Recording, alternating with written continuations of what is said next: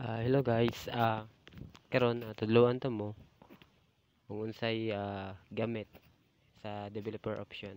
So usually nagagamit po kog developer option para dili ra dali malubat akong cellphone or maka-consume ko kay gamay ra og RAM ako ang cellphone. Kailangan ako mogamit og developer option. So kani guys, na tutorial is tudloan ta mo kung unsay gamit aning developer option.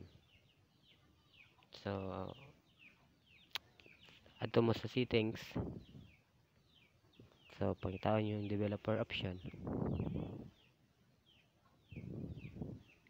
Click, then i-allow. So kini siya nga developer option guys is secret ni siya nga settings nga gitaguan sa smartphone. So kini siya dili jud kay siya gina-advise na gamiton kay syempre nakatago ra man siya. So wala ni advice ang smartphone na imo ni siyang gamiton na settings.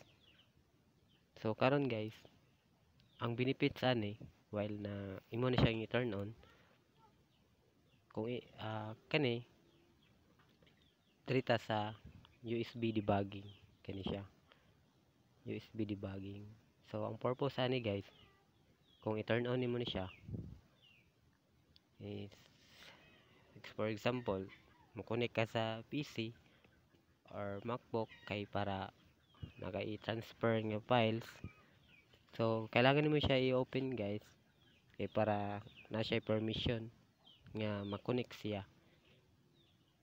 For example, nag-connect ka og USB port dito sa PC tapos tapos walay ni gawas nga iyahang files. So kani siya guys, recommended nako nga i-open siya para makitaan ni desktop ang imuhang files.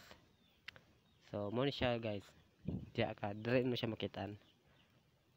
So kaduha is kining enable wifi verbose logging. So kini siya guys, turn on ni siya especially sa kanang mga gamers na nagagamit og wifi. So once nga hina ilang wifi, so pwede sila mogamit og kanang mobile data aron ma-faster ang ilang internet, no? Mora na siya kung guys. So ikatulo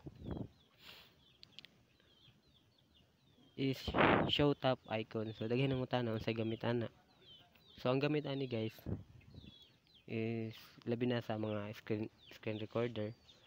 So makita nimo siya unsay mga ginatap nimo.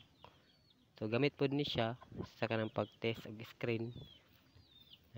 Kanang feel nimo nga murag wala na dili na mo gana diya na part, murag dili na siya ma-touch. So recommend ako na siya nga pwede mo siya i-on para kanang i-test nimo kung mo-touch pa ba ang touchscreen.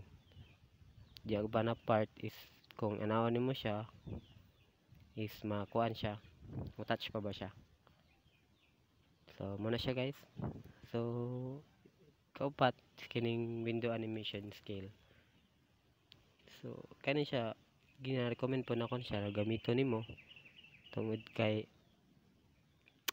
kani siya pangpababa po ni siya og animation sa atong cellphone. So kung suggest na ko siya nga i-turn off siya aron dili kay mag-lag imong cellphone. So wala kay siya mga animation.